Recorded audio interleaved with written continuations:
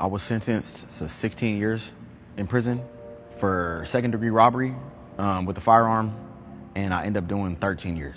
My time in prison was difficult. I feel like I wasn't totally ingrained into the streets like a lot of people were. I didn't have a lot of experience with long prison sentence, so I didn't know how it was. I didn't know about the rules. I didn't know about the predatory nature of the inmates. I didn't know what I got myself into.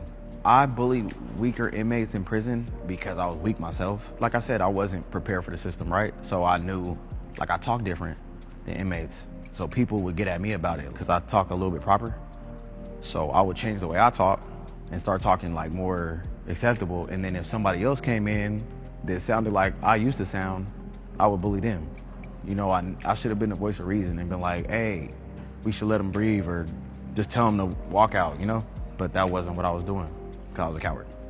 I feel like I haven't forgiven myself because my kids I feel like they haven't forgiven me. I feel like I don't really have a relationship with them.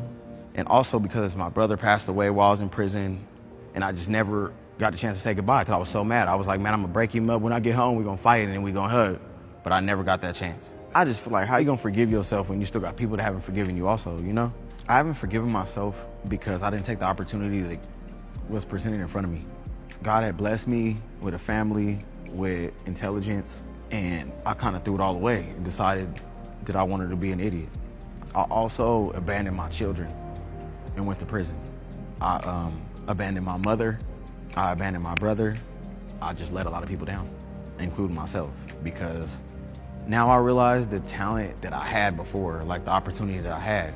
So now every day I think about it, you know, that like, dang, I could have been better than this if I would have taken those opportunities, but I didn't. My greatest hope for myself is to be able to use what God gave me.